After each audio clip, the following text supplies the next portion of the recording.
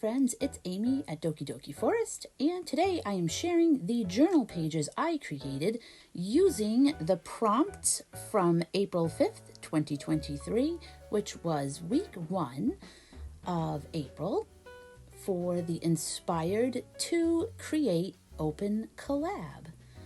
You can search hashtag inspired to create _2023, and you can see what everyone else is up to.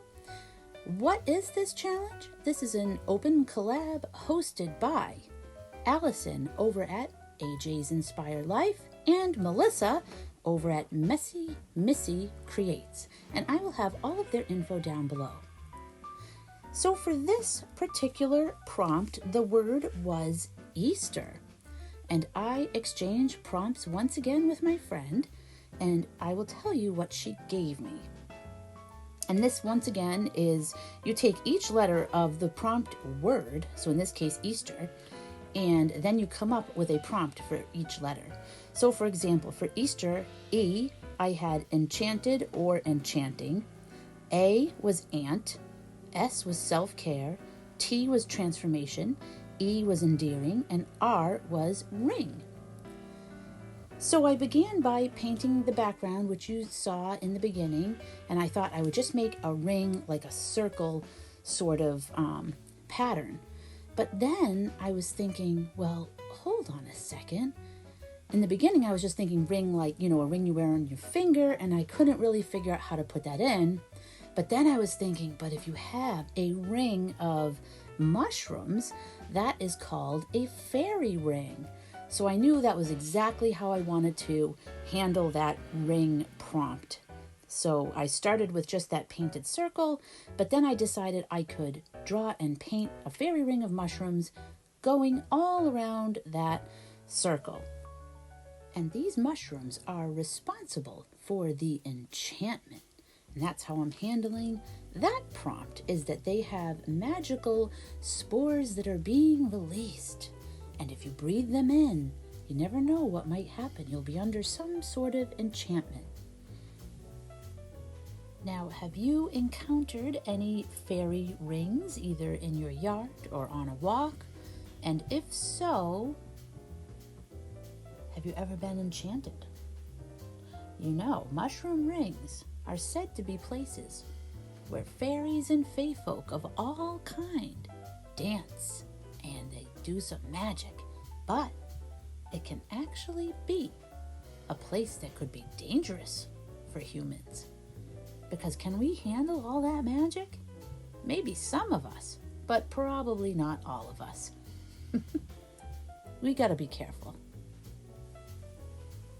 And there are all sorts of different beliefs of fairy rings. I know that you weren't supposed to interrupt or break the fairy ring. I remember hearing that was bad luck if you break it, or you accidentally kick over a mushroom, you break that fairy ring.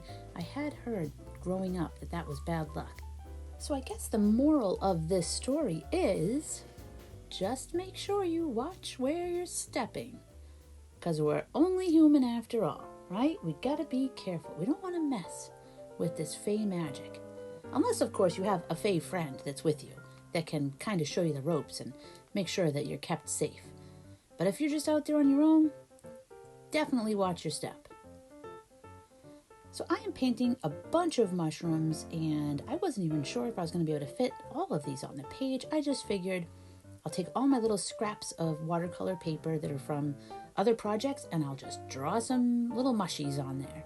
And we'll paint them up, and then we'll see what fits.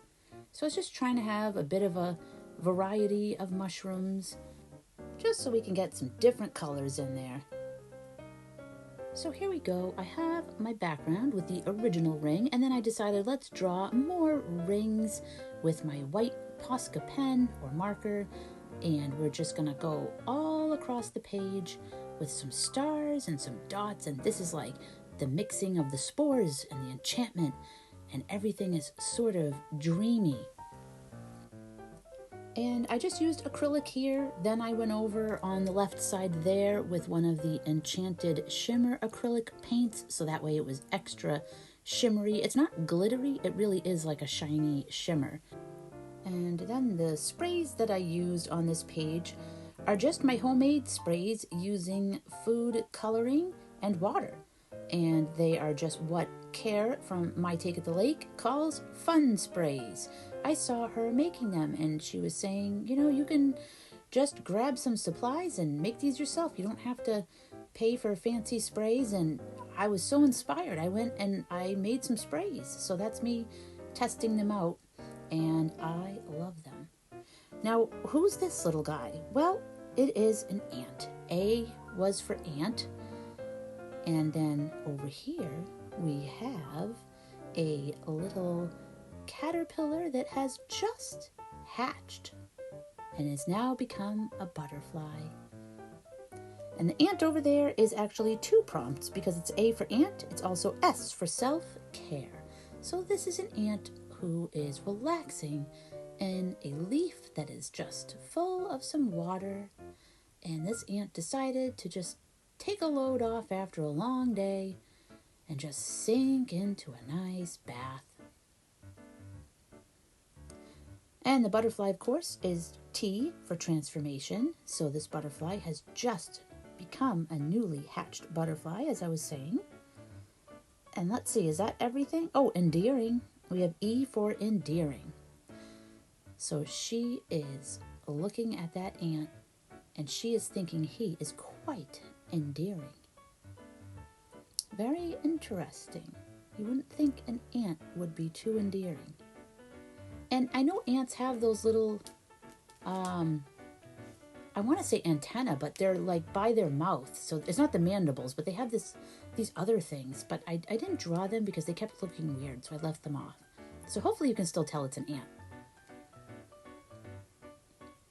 And then as I was waiting for this to dry, I went over and as you can see, I splattered some watered down. I think I actually used gesso. I was going to say white acrylic, but I'm pretty sure it was just gesso because that's what was on my desk. So I just watered it down and sprinkled it on, again, just for a more magic enchanting sort of effect. So, and then I went back to this to paint some more on here while my background was drying again. So you can probably tell that I am forming a story in my head as I am working on these prompts. And I did write a little story, which I will share with you in a little bit. It's just a little story, just like a snippet. And I decided as I'm working in my journal, I'm doing the mixed media, and it does tend to bleed through. I don't think this journal was quite made for mixed media, or at least the amount of kind of like wet mixed media that I'm using. So what I tend to be doing is like a 2-page spread for my prompts that I'm working on, and then I sort of skip the next 2 pages.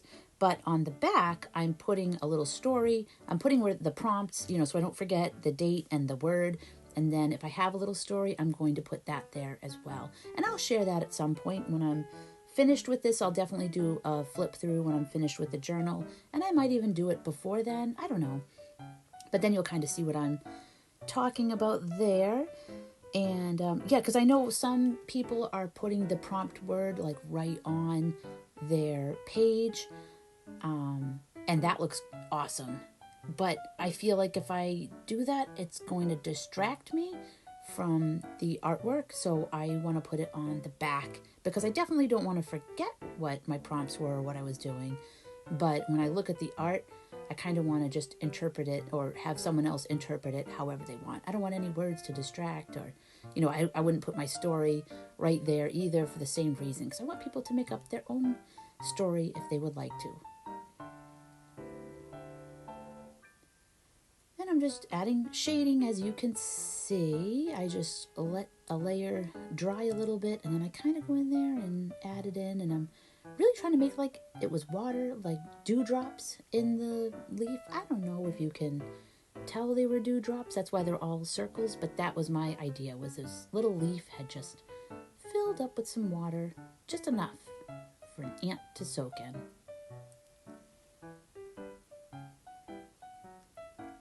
So this was quite interesting. The ant threw me off at first And I was trying to think how I was going to work all this in, and I was thinking, how is an ant endearing? Not that the ant had to be endearing, but I just had those prompts, and I was trying to think of it. I'm like, but an ant is like not very cute, right? Like not, you wouldn't think endearing. But I tried to draw my version of a cute-ish ant. It might not be cute, but I think that's probably as cute as I can get it when I'm trying to draw a more, I mean, it's going to say realistic. It's obviously not realistic. But I mean, I still included like the mandibles and the sectioned body and stuff, you know. So it's as cute as I can make it without making it totally like chibi-fied and like, you know, cute little circles and stuff. But I don't know. What do you think? Do you find that ant endearing? Would you fall in love with that ant if you were strolling through the forest and you looked down, you saw a little ant taking a bath in the leaf? Would you just, oh, look at that ant, he's so cute? Probably not, right? And of course, the white gel pen is coming into play. I love the white gel pen. I feel like that is my last step most of the time. So when I'm putting in those finishing touches, that's generally the end before I cut the pieces out. And I will be cutting these 2 characters off of this page. Also, definitely let me know if you are participating and doing these prompts along with Allison and Melissa. They have been creating some wonderful things. I love to hang out and put on one of their videos and relax and listen to it while I'm working on my stuff. But let me know if you're doing it too. I would love to check it out. What the heck is this shape? Can you guess what this is? It's something weird and broken and what? Weird egg? Sort of. This is the chrysalis, not a cocoon, because a cocoon would mean a moth came out of it. And in this case, even though she is a fuzzy sort of butterfly, she is still a butterfly.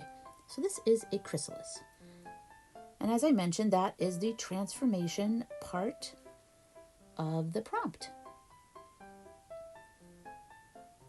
And this is a little bit of familiar territory to me because I did draw and paint a chrysalis in my junk journal for January. And I also had a butterfly, but that butterfly looked a lot different. I actually illustrated her using Procreate and then printed it out, as opposed to drawing and using watercolor. So it's a little different. But yeah, it's funny going back and doing the chrysalis again. It's like, wait a minute, I did this a couple months ago. This one's different though. So we cut it out, gel pen, and that finishes that. So let's start putting this stuff on the page, right? It's always so satisfying when you have all your pieces and then you're just putting it all together and finalizing everything there on the page and just hoping everything can fit. And if it doesn't, you just make some adjustments, make some changes. And of course, I am using my trusty rock along with any jar that is heavy on my table. So that way I can weigh down these pesky corners that always want to lift up. And we're making our fairy ring. Here it is. It doesn't appear to be broken. It looks like we have a full fairy ring. So I think we are in luck. And then I'm just painting behind her antenna because I wanted them to blend in with the background. And finally I decided we might need a few more stars. So I just used a couple of different hole punchers and punched out some more stars just to make sure I was really driving home that whole enchantment theme. And now I will share my snippet of story that I wrote with you while I finish the page.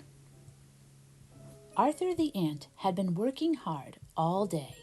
He was on his way home at last when he spied a beautiful leaf filled with dewdrops twinkling by the light of the moon.